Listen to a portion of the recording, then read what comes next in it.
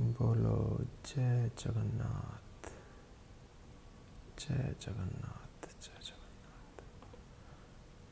चलिए प्रभु की माया डिस्कस करते हैं।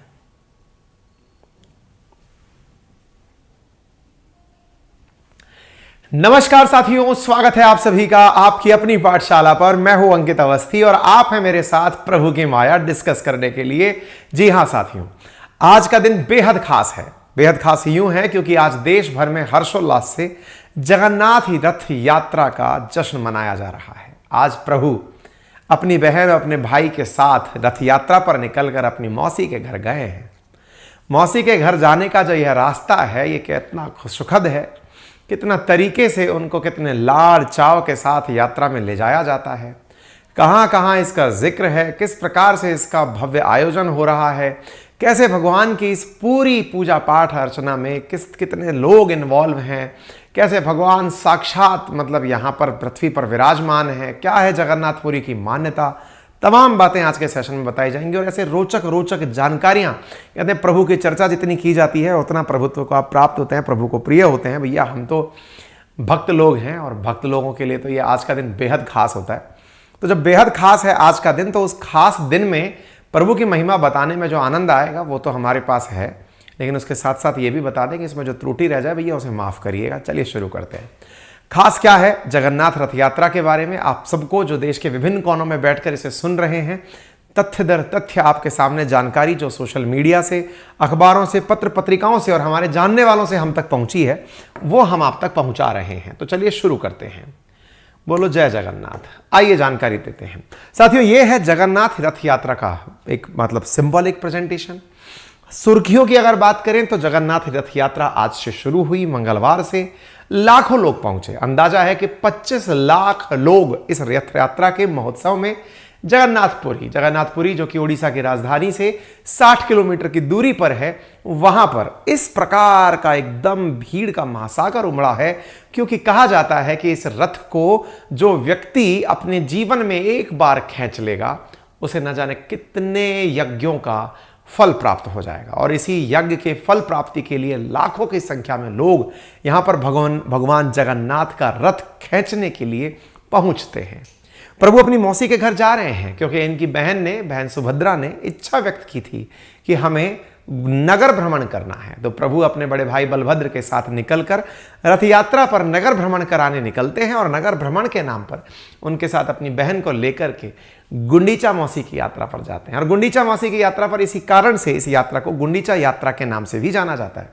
कहा जा रहा है कि यहाँ पर भगवान के अपने अपने सबके स्पेशल रथ हैं। जैसे पर्सनल व्हीकल आज लोग रखने की चेष्टा करते हैं, प्रभु के अपने अपने रथ हैं। और अपने अपने रथ में जो बलभद्र हैं, जो सबसे बड़े भाई हैं, यहाँ पर याद रखने वाला तथ्य ये है कि भगवान स्वयं जगन्नाथ भगवान, उनके बड़े भाई बलभद्र और उनकी सिस्टर सुभद्रा भाई बहनों का है। जैसे अपन गर्मियों की छुट्टियों में मौसी ननिहाल नानी के जाते हैं, कुछ ऐसे ही भगवान की तरफ से लग रहा है ये परिपाटी शुरू हुई है। और उसमें भगवान बलभद्र का रथ सबसे आगे चल रहा है, जिसका नाम ताल ध्वज है। उनके पीछे देवी सुभद्रा का रथ दर्प दलन के नाम से चल रहा है। और आखिर में भगवान जगन्नाथ का रथ है, जिसमें नंदी घोष या गरुड़ घोष के नाम से जैसे जाना जाता है। मेरे प्यारे साथियों, यह यात्रा कुछ इस प्रकार से लग रहा है कि जनमानस यहाँ पर पूरी तरह से एकदम समुद्र की तरह, नहर की तरह बहता हुआ दिख रहा है। कब शुरू होती है यह यात्रा? हर साल आषाढ़ मास के शुक्ल पक्ष में, जब चंद्रमा की कला बड़ी हो रही होती है शुक्ल पक्ष के अंदर, तब द्वितीया के दिन यानी दूज की तिथि के दिन यह शुरू होती है। और 11वें दिन जगन्नाथ जी की वापसी वापस अपने स्थान पर होती है। इस यात्रा में शामिल होने के लिए देश विदेश से लोग उड़ीसा के अंदर पहुंचते हैं। भगवान विष्णु के 8वें अवतार श्री कृष्ण और उनके बड़े भाई बलभद्र और बहन सुभद्रा की यहां पर पूजा की जाती है। भगवान जगन्नाथ मंदिर में तीनों की मूर्तियां वर्तमान में विराजमान हैं। और यहां पर 2.5 से 3 किलोमीटर दूर गुंडीचा मंदिर तक की यह यात्रा है, जिसमें यात्रा में शामिल रस्सियों से जरिए रथ को खींचा जाता है। इस वजह से इस यात्रा को गुंडीचा यात्रा के नाम से भी जाना जाता है। यहां पर आप तस्वीर देख रहे हैं आज ही की यानी 20 जून की, प्रेसिडेंट ऑफ इंडिया महामहिम उनके द्वारा आप तस्वीर देखते हैं, जिसमें उन्होंने भगवान जगन्नाथ की रथ यात्रा के शुभ अवसर पर पहुंचकर दर्शन का लाभ लेते हुए देशवासियों को शुभकामनाएं अपने द्वारा प्रेषित की हैं, द्रौपदी मुर्मू जी के द्वारा। प्रधानमंत्री ने भी अपने द्वारा देशवासियों को शुभकामनाएं प्रेषित करते हुए, चूंकि प्रधानमंत्री के लिए यह पल खास इसलिए भी है क्योंकि देश की जो दूसरी सबसे बड़ी रथ यात्रा है, जगन्नाथ रथ यात्रा, वो अहमदाबाद में आयोजित की जाती है। और अहमदाबाद रथ यात्रा की तरह देश के विभिन्न क्षेत्रों में इसी अवसर पर जगन्नाथ रथ यात्रा चल रही होती है। मेरे शहर अलवर में भी जगन्नाथ यात्रा निकलती है, शायद संभवतः आपके क्षेत्रों में भी रथ यात्रा निकलती हो।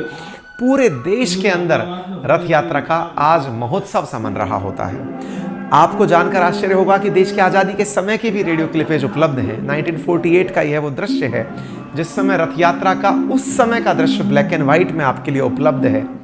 उस समय भी प्रभु का महत्व, प्रभु की मान्यता, लोगों के मन में आस्था को आप यहाँ पर देख करके उत्साहित अपने आप को फील कर सकते हैं। ये दृश्य अपने आप में आपको संपूर्णता की तरफ ले जाता है। आगे बढ़ते हैं। सवाल बनता है कि यह निकाली क्यों जाती है। जैसे अपने 18 पुराण हैं, उनमें से एक पुराण पद्म पुराण है, और उस पद्म पुराण में भगवान जगन्नाथ जी की बहन ने एक बार नगर देखने की इच्छा अपने भाई जगन्नाथ और बलभद्र से की। तो ऐसी स्थिति में भगवान श्री कृष्ण अपनी बहन को रथ पर बिठाकर नगर दिखाने निकलते हैं। इंटरेस्टिंग फैक्ट क्या है, यहाँ की मूर्तियाँ, ये मूर्तियाँ लकड़ी से बनी हुई हैं, और वो भी लकड़ी, नीम की लकड़ी। और तो और जो गर्भगृह में विराजमान मूर्तियां हैं वो भी लकड़ी की बनी हुई हैं। इंटरेस्टिंग बात क्या है, ये मूर्तियां हर 12 से 15 साल के बीच में बदली जाती हैं। इंटरेस्टिंग बात ये भी है कि जब मूर्तियां बदली जाती हैं तो ये माना जाता है कि मूर्तियां बदलते समय पूरे शहर की लाइट बदल दी जाती है, काट दी जाती है, ताकि कोई भी इस प्रक्रिया को ना देख सके। जिस पुजारी के द्वारा मूर्तियां बदली जाती हैं उसके आंख पर पट्टा बांधा जाता है, क्योंकि ये माना जाता है कि भगवान जगन्नाथ का मंदिर जहाँ है वहाँ पर स्वयं भगवान का हृदय आज भी विराजमान है। क्योंकि भगवान जब श्री कृष्ण या विष्णु भगवान अपने 8वें अवतार के रूप में जब श्री कृष्ण के रूप में पृथ्वी पर पधारे थे, तो उस समय उन्होंने मानव जीवन के समान ही अपना मानवीय जीवन का अंत किया था, लेकिन उनका हृदय आज भी धड़कता हुआ बचा है, और वो हृदय धड़कता हुआ आज भी जगन्नाथ मंदिर में है। यही उस मंदिर की सबसे बड़ी मान्यता है। ये लकड़ी की मूर्ति की क्या कहानी है, आज के सेशन में हम जानेंगे। कहते हैं कि यहाँ पर भगवान जब अपनी मौसी के घर जा रहे होते हैं, और सोचिए कि इसका सारा जिक्र पद्म पुराण में, ब्रह्म पुराण में, नारद पुराण में, इन सब जगह इस पूरी घटना का जिक्र है। मान्यताओं के मुताबिक मौसी के घर जब भाई बहन जाते हैं तो भगवान खूब पकवान खाते हैं, और खा करके वो बीमार हो जाते हैं। तो फिर उनका इलाज किया जाता है। मौसी के घर रहते हैं, फिर कोई उनसे मिलता नहीं है, कोई दर्शन नहीं होता है। फिर जब स्वस्थ हो जाते हैं तब लोगों को फिर वो अपने दर्शन वापस से देते हैं। तो ये जगन्नाथ यात्रा का आपको दृश्य है जिसमें आपको लाखों यात्री रथ को खींचते हुए आपको दिखाई दे रहे हैं, क्योंकि भगवान इस समय प्रजा के दर्शन करने बाहर निकले हैं, लोगों को जानने के लिए बाहर निकले हैं। रथ के जो तीनों महत्व हैं, जैसे नंदी घोष, तालध्वज और दर्पदला, ये प्रभु के, जैसे सबसे पहला जो रथ है जिसका नाम जगन्नाथ है, नंदी घोष के नाम से भगवान विष्णु का रथ है। अच्छा, इस पूरी प्रक्रिया में, मतलब ये प्रक्रिया कैसे शुरू होती है, भगवान की मूर्तियां जो गर्भगृह में विराजमान हैं क्या वही निकल कर जाती हैं या कोई और नई मूर्तियां बनाई जाती हैं, क्या है पूरी प्रक्रिया, आइए देखते हैं। कुछ पूरी प्रक्रिया रथ यात्रा में जब हम एंट्री करते हैं तो यहाँ से कुछ इस प्रकार के चरण दर चरण चीज़ें जुड़ती हैं, स्टेप वाइज स्टेप। सबसे पहला स्टेप क्या है, पहला स्टेप है नवा कलेबरा। नवा कलेबरा क्या है? नवा कलेबरा क्या है कि न्यू आइडॉल्स बनाए जाते हैं, भगवान की नई मूर्तियां स्थापित की जाती हैं जो कि नीम की लकड़ी से बनी होती हैं। इनको बनाने के अंदर कई महीने लगते हैं। स्टेप दूसरा है जिसका नाम है स्नान यात्रा। इसमें क्या किया जाता है, जो भगवान बने हैं इन्हें 108 प्रकार के जल से स्नान कराया जाता है, सुगंधित द्रव से स्नान कराया जाता है। जब इतना स्नान करा दिया जाता है तो भगवान बीमार हो जाते हैं। भगवान बीमार हो जाते हैं तो फिर अनवसरा होता है, यानी कि भगवान जब बीमार हुए तो उन्हें पूरी तरह से अच्छा उपचार उपलब्ध कराकर 15 दिन तक उन्हें रेस्ट कराया जाता है। उसके बाद में चौथा दिन है जिसे नवजोबन कहते हैं, जिसमें प्रभु बाहर आते हैं, अपने आइसोलेशन से निकल कर आते हैं। लेकिन भगवान जब बाहर आते हैं तब दर्शन देने से पूर्व जो उस क्षेत्र का राजा है वो सोने की झाड़ू, जिसमें कि हत्ता सोने का है, झाड़ू की सीकें तो जैसे होती हैं, उससे उस रास्ते को साफ करता है और फिर भगवान का रास्ता चलता है। तो आज भी उड़ीसा के जो राजघराने के लोग हैं वो रथ यात्रा से पूर्व पहले नगर में झाड़ू लगाते हैं, उसके बाद रथ यात्रा चलना शुरू होती है। इसके बाद क्या होता है, गजभेशा डेटी जो है वो गणेश जी के अटायर के अंदर यात्रा को प्रारंभ करते हैं। फिर होता है श्री गुंडीचा। इसके अंदर देवता पहुंच करके गुंडीचा माता यानी कि अपनी मौसी के घर पहुंचते हैं और फिर 8वें नंबर पर होता है बहुधा यात्रा, यानी कि 10वें दिन प्रभु वापस अपने मंदिर के अंदर लौट कर आते हैं, जिसे बहुधा यात्रा के नाम से जाना जाता है। ये प्रक्रिया आज से शुरू हुई है, लेकिन 1 जुलाई तक चलने वाली है। 20 जून से लेकर 1 जुलाई के बीच का कार्यक्रम, यदि आप में से किसी को जाने का मौका मिले तो इन कार्यक्रमों में आप कहीं भी शामिल हो सकते हैं। मंगलवार को जगन्नाथ यात्रा गुंडीचा मौसी की यात्रा के नाम से शुरू होती है। 24 तारीख को हेरा पंचमी, यानी कि पहले 5 दिन भगवान गुंडीचा माता के मंदिर में वास करते हैं। 27 जून मंगलवार को संध्या दर्शन होते हैं। इस दिन माना जाता है कि जिसने भी भगवान के दर्शन किए उसे 10 साल तक श्री हरि की पूजा के समान पुण्य प्राप्त होता है। तो ये 27 जून का दिन बेहद खास कंसीडर किया जाता है। इसके बाद में 28 जून को बुधवार के दिन बहुधा यात्रा, जिसमें भगवान वापस यात्रा लौटते हैं। और गुरुवार के दिन सुना बेसा, जिसके अंदर भगवान मंदिर लौटने के बाद अपने भाई बहन के साथ शाही रूप लेते हैं। फिर शुक्रवार के दिन आधार पना, यानी कि इस दिन पूरी तरह से द्वादशी के दिन दिव्य रथों द्वारा एक विशेष पेय पदार्थ चढ़ाया जाता है, जिसे पना कहते हैं, जो दूध, पनीर, चीनी और मेवा से बना होता है। और 1 जुलाई यानी शनिवार के दिन नीलाद्रि बीजे, यानी कि सबसे दिलचस्प अनुष्ठानों में से यह अनुष्ठान आयोजित किया जाता है। धरती पर बैकुंठ, यानी भगवान श्री कृष्ण के, भगवान विष्णु के निवास स्थान के समान जिसे माना जाए वो है जगन्नाथपुरी। पौराणिक मान्यताओं के अनुसार माना जाता है कि श्री कृष्ण भगवान का जब मानव रूप में जन्म हुआ तो प्रकृति के नियम अनुसार उन्हें मृत्यु भी निश्चित थी। श्री कृष्ण के देह त्यागने के बाद जब उनका अंतिम संस्कार किया गया तो उनका पूरा शरीर पंचतत्व में विलीन हो गया, लेकिन हृदय धड़कता रहा। कहा जाता है कि वही हृदय आज भी जगन्नाथ जी की मूर्ति में धड़कता है। पुरी मंदिर के बारे में जिक्र पुराणों में भी मिलता है। स्कंद पुराण के मुताबिक सतयुग में मालवा प्रांत के राजा हुआ करते थे, जिनका नाम था राजा इंद्रद्युम्न। उन्होंने पुरी के सबसे पहले मंदिर का निर्माण कराया। उन्हीं की मंदिर का वाइफ का नाम गुंडीचा था। इसके बाद कई बार मंदिर का निर्माण किया गया, जीर्णोद्धार करवाया गया। मंदिर 7वीं सदी के अंदर बना। इसका जीर्णोद्धार 1174 में उड़ीसा के शासक अंगद भीमदेव के द्वारा किया गया। मंदिर के 4 द्वार हैं, पहला सिंह द्वार, दूसरा अश्व द्वार, तीसरा व्याघ्र द्वार और चौथा हस्ती द्वार। मंदिर के चारों ओर 20 फीट ऊंची दीवारें हैं। चमत्कार की तो बात लोगों के मन में हमेशा यह रहती है कि जिस तरफ भी हवा चलेगी ध्वज उसके विपरीत दिशा में उड़ेगा। माना जाता है कि इतना जबरदस्त यह मंदिर है, इतना विशाल मंदिर है कि उसकी छाया जमीन पर नहीं पड़ती है, यानी कि उसका कभी भी सूरज की रोशनी की वजह से प्रतिबिंब नहीं बनता। पक्षी हो, पशु हो, सबका परछाई बनता है, लेकिन मंदिर का परछाई नहीं बनता। ये आज तक रहस्य का विषय है। कहा जाता है कि यहाँ के लगभग 45 मंजिल ऊंचे मंदिर पर रोजाना पंडित के द्वारा चढ़कर ध्वज फहराया जाता है, और अगर वो एक दिन भी ध्वज चढ़ाना भूल गया तो 18 सालों तक मंदिर बंद रह सकता है, ऐसा मान्यताएं हैं। इसलिए रोजाना 45 मंजिल चढ़ के पुजारी के द्वारा मंदिर में ध्वज चढ़ाया जाता है। गर्भगृह में भगवान जगन्नाथ, उनके भाई बलराम और बहन सुभद्रा की मूर्तियां हैं। अब ये मूर्तियां लकड़ी की बनी हुई हैं। अब लकड़ियों की मूर्तियां बना होना और भगवान को जब जीवंत स्वरूप में माना गया है तो उनकी सेवा होना, ये अपने आप में से बहुत सारे ऐसे लोगों को जिन्हें पहली बार पता चलेगा, उन्हें मतलब एक तरह से आनंद से रोमांचित कर सकता है। क्या है, आइए जानकारी प्राप्त करते हैं। भगवान की पूरी विधि विधान से पूजा होती है। भगवान को नहलाना, वस्त्र पहनाना, सब्जी काटना, पानी लाना, सामान समेटना हो, भोग लगाना हो। एक जीवित व्यक्ति, एक जीवित मतलब भगवान स्वयं जब विराजमान हो तो उनकी सेवा जैसे होती है वैसे यहां पर सेवा की जाती है। और हर दिन का जो काम है कोई विशेष व्यक्ति द्वारा किया जाएगा, कोई उसके स्थान पर कोई और व्यक्ति यहां पर नहीं करेगा। मंदिर के पुजारी सूर्य नारायण रथ शर्मा जो है, उनकी बताई हुई जानकारी क्या है कि सुबह भगवान उठने के बाद दंत मंजन करते हैं, उसके बाद उन्हें लकड़ी और कपूर दिया जाता है, फिर वे बिंब स्नान करते हैं, यानी प्रतिबिंब को स्नान कराया जाता है। मूल स्नान भगवान साल में केवल एक बार करते हैं। शीशे को सूर्य का प्रतीक मानकर उनका स्नान कराया जाता है। साल में एक बार जब बरसात का मौसम होता है तो भगवान प्रत्यक्ष स्नान करते हैं। आप सोचिए कि इससे बड़ा क्या होगा कि आषाढ़ मास के शुक्ल पक्ष के द्वितीया में भगवान जगन्नाथ की रथ यात्रा निकलती है और रथ यात्रा में बारिश ना हो, ऐसा आज तक नहीं हुआ।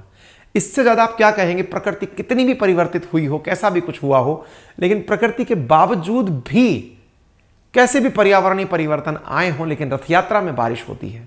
ये अजब संयोग नहीं है तो क्या है। इसके बाद भगवान स्नान करते हैं, यानी वे पानी से नहाते हैं। ऐसी मान्यता है कि वे पानी से नहाते हैं तो उसमें बुखार आ जाता है और बुखार के बाद वे 15 दिन तक आराम करते हैं। इसके दौरान उनका कोई दर्शन नहीं करता है। पूजा की विधि भी बदल जाती है। उन्हें सिर्फ सफेद फूल चढ़ाया जाता है, सफेद कपड़े पहनाए जाते हैं, क्योंकि भगवान बीमार हैं। फिर उनके बाद उन्हें फुलरी के तेल से मालिश की जाती है। इलाज के लिए राजवैद्य को बुलाना पड़ता है।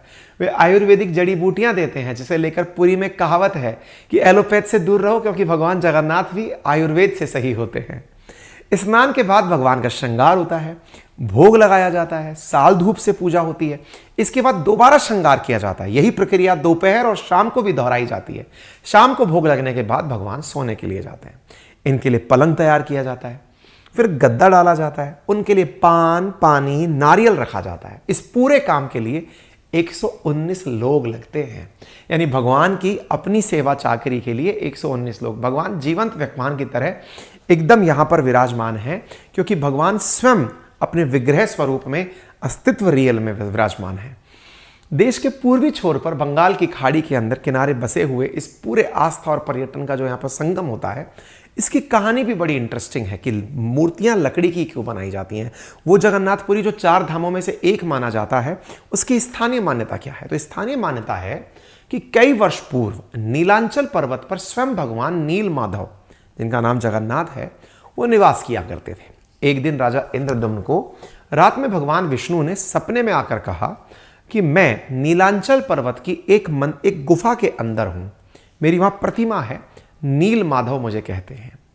प्रभु बोले कि तुम एक मंदिर बनवाओ और उसमें मेरी मूर्ति स्थापित कर दो। देखिए, पहले सतयुग के काल में मतलब विचारों में पवित्रता, भ्रष्टाचार, करप्शन जब नहीं हुआ करता था, पवित्रता हुआ करती थी, तो उस समय मतलब आज अगर आप कुछ भी चीज़ हटा दें, मतलब मैं खैर इस बात में साइंटिफिक तर्क ना देते हुए केवल इतना कहूँ कि कई बार ऐसा आपने भी फील किया होगा कि जब आप पवित्र हृदय से किसे याद करते हैं, टेलीपैथी जिसे कहा गया है, संभवतः उसका कॉल आ जाता है या वो खुद आ जाता है या उसकी चर्चा होने लगती है ना। तो हृदय की जो वाइब्स हैं, सोचिए एक काल वो भी था जिस समय सपने में स्वयं भगवान दर्शन दिया करते थे। तो नीलांचल पर्वत का पर सबर कबीला था, जिसका मुखिया विश्व वसु भगवान नील माधव का उपासक था। उसने मूर्ति को गुफा में छुपाकर रखा हुआ था। वे गुफा में उनकी पूजा करता था। राजा इंद्रद्युम्न ने अपने सेवक ब्राह्मण विद्यापति को मूर्ति लाने का कार्य सौंपा कि आप जाइए और मूर्ति लेकर आइए। विद्यापति मुखिया विश्व वसु की पुत्री से विवाह कर लेते हैं।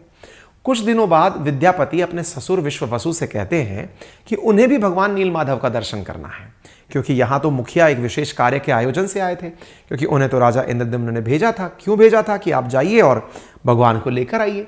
ऐसी स्थिति में चूंकि ये विद्यापति उसको दिखाते नहीं थे, तो ऐसी स्थिति में विश्व वसु ने मना कर दिया, लेकिन बेटी के जिद के कारण उन्हें हाँ करना पड़ा। तो विश्व वसु ने विद्यापति की आंखों पर पट्टी बांधकर भगवान नील माधव के दर्शन कराने के लिए रास्ते से होकर लेके गए। विद्यापति ने चतुराई दिखाई, क्योंकि तो एक एजेंडे पे आए थे, भगवान को ले जाने आए थे। तो उन्होंने हाथ में सरसों के बीज लिए और सरसों के दाने रास्ते में गिराते हुए चले गए, ताकि पट्टी भले ही बंधी रहे, लेकिन लौट कर आऊंगा तो पत्तों से, बीज से मैं ये तो पहचान लूंगा कि रास्ता कहाँ होकर जा रहा है।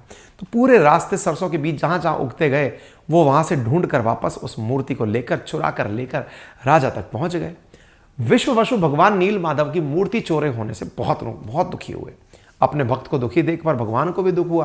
वो वापस गुफा में लौट गए कि नहीं भाई, मेरा एक भक्त दुखी हुआ है, ठीक है, मैं गुफा से बाहर आना चाहता था, लेकिन कोई बात नहीं। जाते समय राजा इंद्रद्युम्न से वादा किया कि देखो भाई, तुमसे मैंने कहा था कि तुम मेरा मंदिर बनवाओ, मैं बाहर आ जाऊंगा, तुम एक काम करो, मेरा मंदिर बनवाओ, फिर मैं जरूर लौट आऊंगा। राजा इंद्रद्युम्न ने एक विशाल मंदिर का निर्माण करवाया। भगवान विष्णु से मंदिर का विराजमान होने के लिए प्रार्थना की। भगवान ने कहा कि द्वारका से एक टुकड़ा समुद्र से तैरकर पुरी तक आ रहा है, उसे तुम लेकर जाओ और उससे मेरी मूर्ति बनवाओ। बोले फिर क्या करें?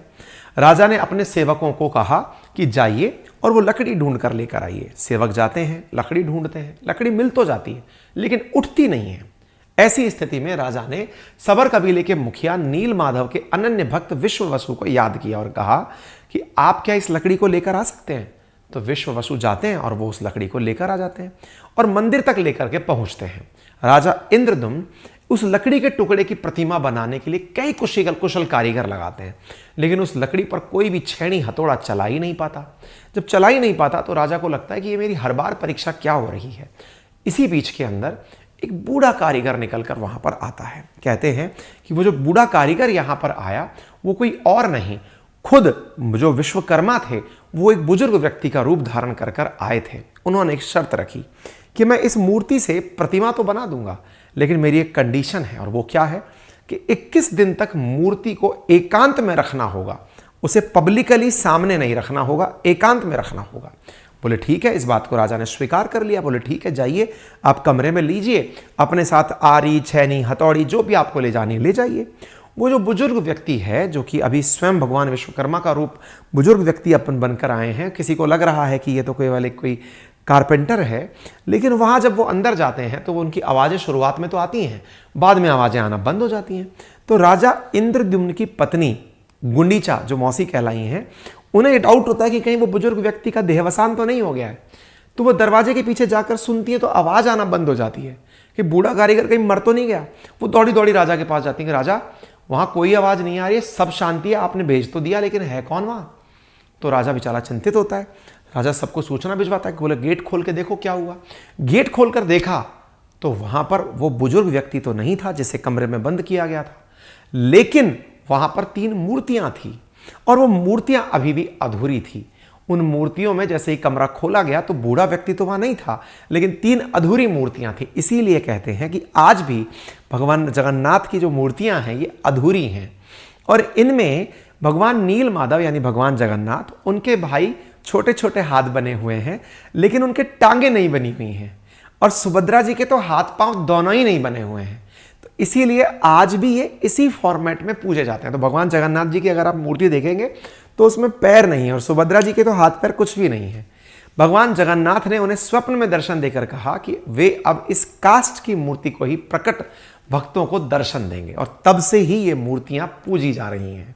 अब आप इससे अंदाजा लगाइए कि किस प्रकार से मान्यताएं जो हैं वो हमारे देश में इस लेवल पर हैं। और ये आप सोचकर देखिए कि मान्यताओं का अर्थ क्या है, कि भगवान को आज भी मानने वाले उसी से हृदय भाव से पूजते हैं। एक पंडित ने बताया कि मूर्तियां बदली जाती हैं। हिंदू पंचांग के मुताबिक जब साल में 2 बार आषाढ़ आते हैं, जब अधिक मास आता है, तब भगवान की मूर्ति बदली जाती है। 12 से 15 सालों में एक बार ऐसा होता है। पूरे वक्त शहर की बिजली काट दी जाती है, अंधेरा कर दिया जाता है, मंदिर के बाहर कड़ा पहरा कर दिया जाता है ताकि कोई बाहर का व्यक्ति अंदर ना आ सके। जिस पुजारी की जिम्मेदारी होती है मूर्ति बदलने की, उसकी आंखों पर पट्टी बांधी जाती है ताकि वे मूर्ति के ऊपर के ब्रह्म पदार्थ को नहीं देख सके। ब्रह्म पदार्थ जिसे भगवान का अभी भी हृदय माना गया, धड़कता हुआ, और वही व्यक्ति ब्रह्म पदार्थ को दूसरी जगह ट्रांसफर करके रख देता है। और राजा के जो वंशज हैं वो यहाँ की सफाई करते हैं। और बारिश का तो मैंने आपको हाल बता ही दिया। झंडा जो कि हर वर्ष उड़ता तो है, लेकिन वो हवा के विपरीत दिशा में उड़ता है, पुजारी के द्वारा चढ़ाया जाता है। प्रतिदिन पुजारी 45 मंजिल की ऊंचाई चढ़कर झंडा चढ़ाता है, और ये परंपरा सालों से चढ़ी आ रही है। माना जाता है कि अगर पुजारी चढ़कर के ये झंडा ना बदले तो 18 सालों के लिए मंदिर बंद करना पड़ जाएगा। ये यहाँ का मान्यता है। रहस्यों की तो यहाँ पर आप अंदाजा लगा सकते हैं। विज्ञान के नियम के विरुद्ध यहाँ पर परछाई नहीं दिखाई देती है। 214 फीट का मंदिर है, लेकिन इसकी छाया ना बनना लोगों को कौतूहल देता है। तो ये आपके सामने आज का दृश्य है, जब भगवान जगन्नाथ के मंदिर के रथ को खींचते हुए आपको उनके सेवक और उनके अनुयायी यहाँ पर दिख जाते हैं। देखिए किस प्रकार से भगवान का जगन्नाथ का रथ यहाँ पर बड़ी धूमधाम से निकलता हुआ जा रहा है। आपको ये तीनों रथ आपको यहाँ पर दिखाई दे रहे हैं। आप सब पर भगवान जगन्नाथ की कृपा ऐसे ही बनी रहे, ये हमारी तरफ से आप सबके लिए कामना है। सोने की कुल्हाड़ी से लकड़ी पर प्रहार होता है। 2 महीने में जाकर रथ तैयार होता है।